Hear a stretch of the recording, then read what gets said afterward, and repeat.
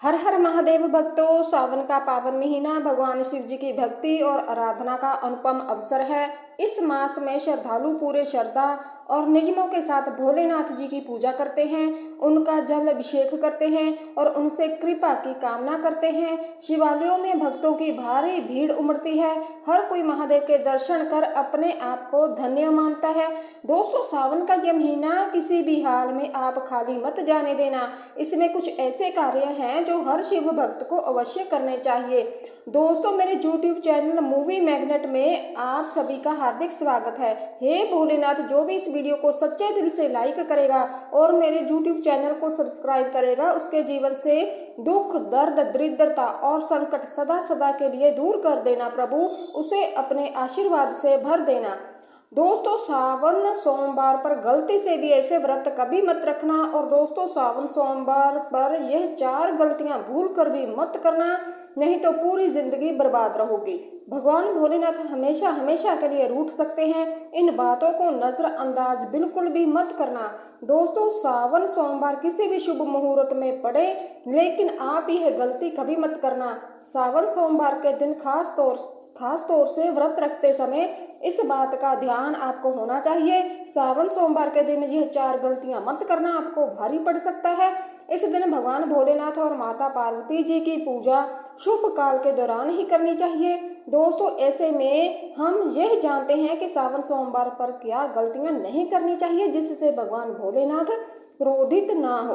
तो चलिए दोस्तों, जानते हैं सावन सोमवार के दिन क्या करें। सावन सोमवार के दिन व्रत करें, सुबह जल्दी उठें और स्नान करें और साफ सुथरे कपड़े पहने। शुभ काल में मंदिर जाकर भगवान भोलेनाथ जी को जल और दूध चढ़ाएं। इस दिन भगवान भोलेनाथ जी का ध्यान करें। ओम नमः शिवाय का जप अवश्य करें। इस दिन आपको भोजन ग्रहण नहीं करना है, इसलिए अगर आपने व्रत किया है तो सिर्फ फल खाकर ही आप व्रत पूरा करें और दिन व्रत छोड़ें। अगर आपसे नहीं हो पा रहा तो आप एक समय में भोजन कर सकते हैं। दोस्तों, वीडियो आगे शुरू करते हैं।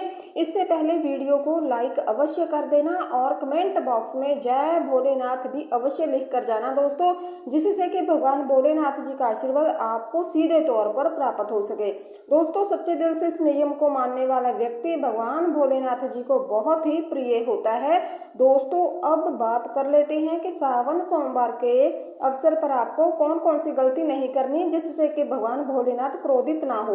दोस्तों, चाहे कुछ भी हो जाए, सावन सोमवार के दिन मांस मदिरा का सेवन आपको भूलकर भी नहीं करना है। आपके साथ कुछ भी हो सकता है अगर आप मांस मदिरा का सेवन करते हैं। और सावन सोमवार के दिन देर तक कभी नहीं सोना चाहिए। दोस्तों, इससे आपका भाग्य बिगड़ सकता है, भगवान भोलेनाथ भी आपसे रूठ सकते हैं। सावन सोमवार के दिन दाल, चावल या फिर गेहूं से बने पकवान नहीं खाने चाहिए। इस दिन आप सिर्फ फल, दूध, चाय और कॉफी ले सकते हैं। अगर आप भगवान भोलेनाथ जी को प्रसन्न करना चाहते हैं तो इस दिन काले कपड़े भूलकर भी मत पहनना। इस दिन जितना ज्यादा हो सके भगवा रंग, ये लाल रंग का ही कपड़ा पहने, बहुत शुभ और मंगलकारी माना जाएगा। इस दिन गलती से भी पति और पत्नी शारीरिक संबंध भूलकर भी न बनाए, अन्यथा भगवान भोलेनाथ क्रोधित हो सकते हैं और उनके क्रोध का आपको सामना करना पड़ेगा। इस दिन जितना ज्यादा हो सके दान पूर्ण करें। और अगर भगवान भोलेनाथ को आप खुश करना चाहते हैं तो ये बात गांठ बांध लें। दोस्तों, ये पाप कभी मत करना। सावन सोमवार के पावन अवसर पर शिवलिंग पर भूल कर भी ये चीजें मत चढ़ाना, नहीं तो जिंदगी भर आपको किसी बड़ी परेशानी का सामना भी करना पड़ सकता है। दोस्तों, आपका व्रत भी टूट सकता है क्योंकि इससे भगवान भोलेनाथ अत्यंत क्रोधित हो सकते हैं। जान लीजिए, नहीं तो आपके व्रत रखने का कोई भी फायदा आपको नहीं मिलेगा। तो चलिए जानते हैं दोस्तों। नंबर 1, तुलसी। पौराणिक कथाओं के मुताबिक तुलसी को माता लक्ष्मी जी का स्वरूप माना जाता है। माता लक्ष्मी जी भगवान विष्णु जी की अर्धांगिनी है। भगवान विष्णु शालिग्राम की पूजा में ही तुलसी का प्रयोग किया जाता है। ऐसे में दोस्तों, शिवलिंग पर तुलसी का प्रयोग वर्जित माना जाता है। ये आपको पाप का भागीदार बना सकता है, इसलिए भूलकर भी ऐसा अनर्थ कभी मत करना। दोस्तों, सिंदूर एक प्रकार से श्रृंगार की ही वस्तु है जो सभी देवियों को चढ़ाया जाता है। परंतु भगवान भोलेनाथ बैरागी हैं और वह महाकाल हैं, इसलिए उन्हें सिंदूर नहीं चढ़ाना चाहिए। ऐसा पाप आप कभी भी मत करना दोस्तों। और सावन सोमवार के पावन अवसर पर जितना ज्यादा हो सके आपको भगवा रंग पहनना चाहिए। भगवान भोलेनाथ अति प्रसन्न होते हैं। इस दिन काले कपड़े पहनने से भी बचना चाहिए और भगवान भोलेनाथ के मंदिर में काले वस्त्र पहनकर कभी भी प्रवेश नहीं करना चाहिए। दोस्तों, हल्दी सभी देवी देवताओं की पूजा में हल्दी का प्रयोग किया जाता है, लेकिन कुछ का मानना है कि काल के देवता भगवान भोलेनाथ जी को अर्पित नहीं करनी चाहिए हल्दी, क्योंकि हल्दी सौभाग्य का प्रतीक होती है। और केतकी के फूल, पौराणिक कथाओं के मुताबिक केतकी के फूल भी शिवलिंग पर नहीं चढ़ाने चाहिए, क्योंकि एक बार केतकी के फूल भगवान ब्रह्मा ने झूठ में साथ दिया था। ये बात जानकर भगवान भोलेनाथ ने क्रोध में आकर केतकी के फूल को श्राप दे दिया था, इसलिए ये गलती आप भूल कर भी मत करना दोस्तों। अगर नंबर 6 की बात करें, वो है नारियल पानी। एक पौराणिक कथाओं के अनुसार ऐसा कहा जाता है कि शिवलिंग पर नारियल पानी नहीं चढ़ाना चाहिए, क्योंकि ये शुभ नहीं माना जाता, इसलिए इस बात का आपको विशेष तौर पर ध्यान रखें। नंबर 7 की बात करें तो वो है शंख। दोस्तों, भगवान भोलेनाथ ने शंखचूड़ नाम के असुर का वध किया था। शंख को उसी असुर का प्रतीक माना जाता है जो भगवान विष्णु का एक भक्त था, इसलिए विष्णु भगवान की पूजा शंख से होती है, शिव की नहीं प्रिय दोस्तों। इस बात का विशेष ध्यान रखें। नंबर 8 की बात करें, वो है तिल। ये भगवान विष्णु के मैल से उत्पन्न हुआ था, इसलिए इसे भगवान भोलेनाथ को नहीं अर्पित किया जाना चाहिए दोस्तों। नंबर 9 की बात करें, टूटे हुए चावल। जी हाँ दोस्तों, भगवान भोलेनाथ को अक्षत यानी कि साबुत चावल अर्पित किए जाने के बारे में शास्त्रों में लिखा है। टूटा हुआ चावल अपूर्ण और अशुद्ध माना जाता है, इसलिए ये भगवान भोलेनाथ को नहीं चढ़ता। आप ऐसा अनर्थ करने से बचें। चावल चढ़ाने से पहले ध्यान रखें कहीं चावल टूटा फूटा तो नहीं है। खासतौर से सावन सोमवार पर यह चीजें भगवान भोलेनाथ को चढ़ाने से भी व्यक्ति का जो भाग्य है वो चमक उठता है, भगवान भोलेनाथ अति प्रसन्न हो जाते हैं। तो चलिए दोस्तों, जान लेते हैं नंबर 11 के बारे में। वो है गंगा जल। भगवान विष्णु के चरणों से निकला हुआ और भगवान भोलेनाथ की जटा से धरती पर उतरी है, इसलिए सभी नदियों में गंगा, परम पवित्र गंगा जल से भगवान भोलेनाथ का अभिषेक करने से मानसिक शांति और सुखों की प्राप्ति होती है। दोस्तों, नंबर 13 की बात करें, 3 पत्तों वाला बेलपत्र।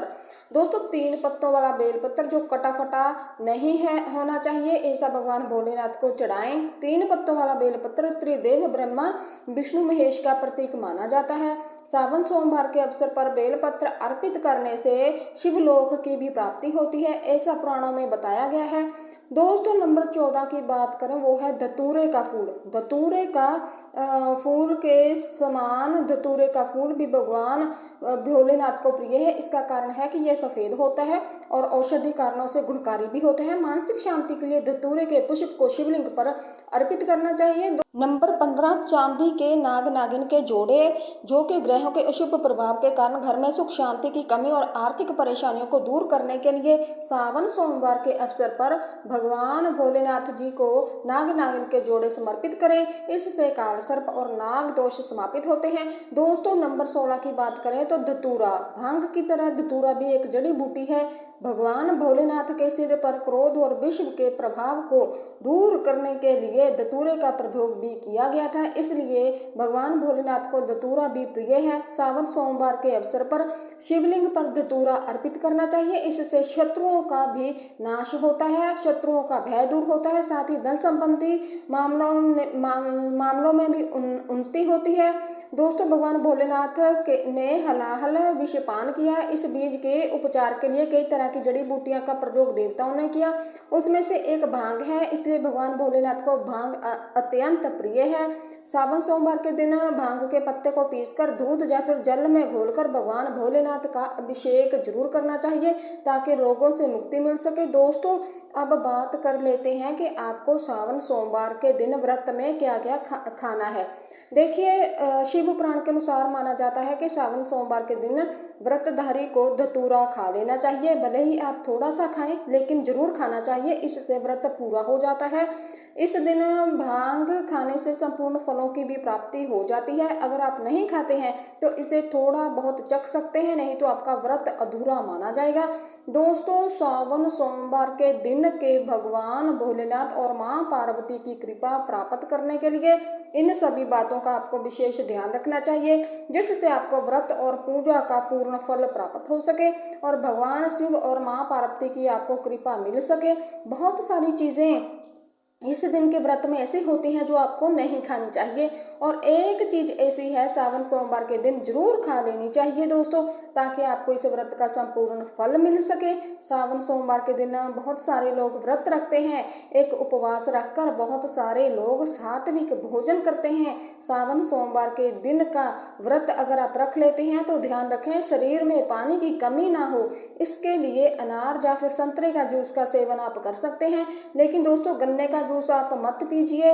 सावन सोमवार के दिन फलाहार में सेब, संतरा, पपीता, केला, खीरा खा सकते हैं। इस दिन आपको नमक भूलकर भी नहीं खाना। आलू का प्रयोग कर सकते हैं, पर काला नमक यानी कि ब्लैक सॉल्ट को मत कहिएगा। भूलकर भी चावल रोटी यानी अनाज का प्रयोग मत करिए। आप गेहूं तो एक बार खा सकते हैं, पर चावल मत खाइए, इस बात का आप ध्यान रखें। दही भी आप खा सकते हैं, कोई दिक्कत वाली बात नहीं है। आप मूंगफली या फिर मखानों को घी में फ्राई करके खा सकते हैं। मीठी चीज़ों का सेवन आप जरूर करें। गाजर, लौकी की खीर, साबूदाने की खिचड़ी आप खा सकते हैं।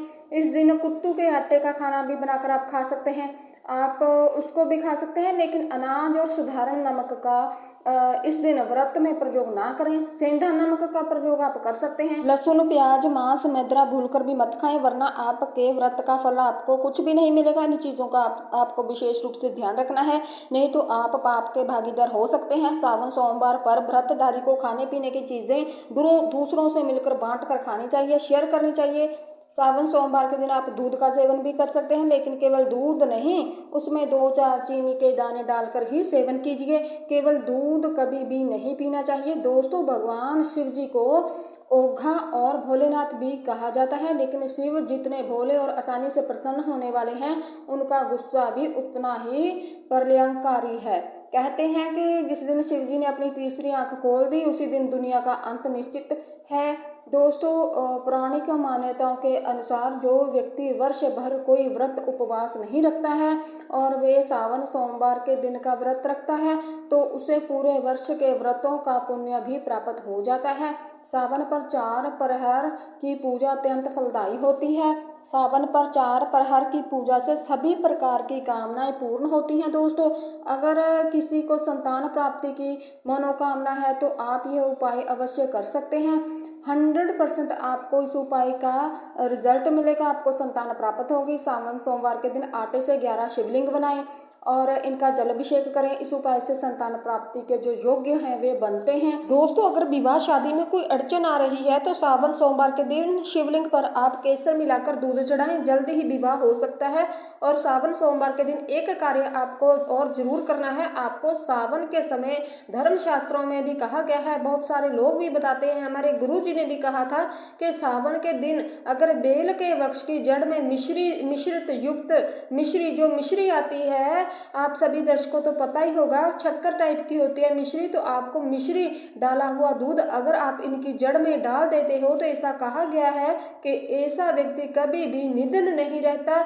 ऐसा व्यक्ति के जीवन में किसी भी प्रकार का कोई दुख नहीं आते। अगर लक्ष्मी रुष्ट हो चुकी है तो ऐसे व्यक्ति पर माँ लक्ष्मी प्रसन्न हो जाती है। ऐसे व्यक्ति के जीवन में धन का अभाव नहीं होता है। ऐसे व्यक्ति फिर से निरोग रहते हैं, निरोगी काया प्राप्त होती है उनको। आप चाहते हैं तो यही क्रिया नीम के वृक्ष पर भी आप कर सकते हैं। नीम के वृक्ष पर माता लक्ष्मी निवास करती है, समस्त शक्ति निवास करती है। नीम के वृक्ष में अगर आप जो है सावन के शुभ मंगल दिनों में आपको 1 गिलास या फिर सामर्थ्य के अनुसार तांबे के लोटे में आपको दूध डाल के इनके अंदर जो है अभिषेक करना चाहिए, ताकि जड़ में डालना चाहिए जाएगी। अगर आपको मीठा दूध ही डालना है, मिश्री मिला हुआ दूध आपको चढ़ाना है, इनकी जड़ में डालना है और गरीबी मिटाने की प्रार्थना करनी है। या फिर जिन लोगों पर कर्ज का बहुत भार चढ़ा हुआ है वे लोग बोल सकते हैं कि हमारे कर्ज का भार दूर हो, या फिर जीवन में जो किसी भी प्रकार की जो परेशानी है वे परेशानी भी आप बोल सकते हैं। तत्काल यह वक्ष समाप्त करते हैं और आपको इसे छू करके आ जाना है। हिंदू पंचांग के अनुसार इस बार सावन का महीना 11 जुलाई 2025 के दिन शुक्रवार से शुरू होने जा रहा है।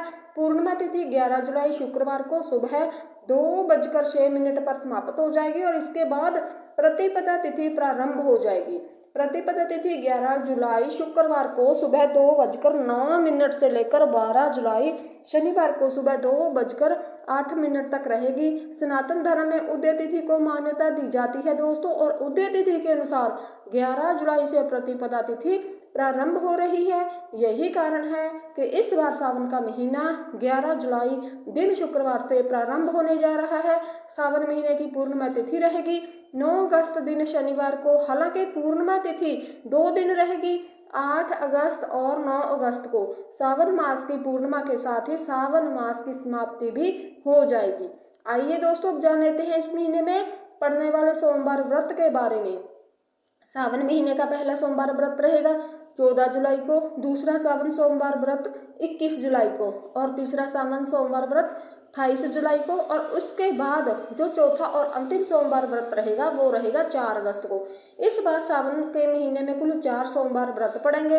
हर साल सावन पूर्णिमा के दिन रक्षाबंधन का त्यौहार भी मनाया जाता है और उदय तिथि के अनुसार इस बार 9 अगस्त को सावन पूर्णिमा है, तो इसी दिन रक्षाबंधन का त्यौहार भी मनाया जाएगा।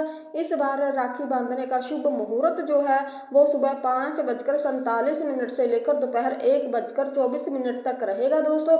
अब जानते हैं कि मंगला गौरी व्रत के बारे में। सावन के महीने में पड़ने वाले मंगलवार को मंगला गौरी व्रत रखे जाते हैं। मंगला गौरी व्रत माता पार्वती जी को समर्पित होते हैं। पहला मंगला गौरी व्रत 15 जुलाई को रहेगा, दूसरा मंगला गौरी व्रत 22 जुलाई को रहेगा और तीसरा मंगला गौरी व्रत जो है वो 19 जुलाई को, और चौथा और अंतिम मंगला गौरी व्रत रहेगा 5 अगस्त को। सावन महीने में आने वाली शिवरात्रि जो कि महाशिवरात्रि कही जाती है, इस बार 23 जुलाई दिन बुधवार को रहेगी, 24 जुलाई गुरुवार को हरियाली अमावस्या, 7 जुलाई रविवार को हरियाली तीज, 29 जुलाई मंगलवार को नाग पंचमी का पर्व मनाया जाएगा। सावन महीने में कृष्ण पक्ष में आने वाली एकादशी जो कि कामिका एकादशी रहेगी, इस बार 21 जुलाई सोमवार को पड़ रही है, और सावन के महीने में शुक्ल पक्ष में आने वाली एकादशी जो कि सावन पुत्रदा एकादशी जो कि 5 अगस्त मंगलवार को पड़ेगी। दोस्तों उम्मीद करती हूँ कि ये वीडियो आपको अच्छी लगी होगी। अगर वीडियो पसंद आई हो तो चैनल को लाइक और सब्सक्राइब जरूर करना। कमेंट बॉक्स में हर हर महादेव जरूर लिखना। धन्यवाद।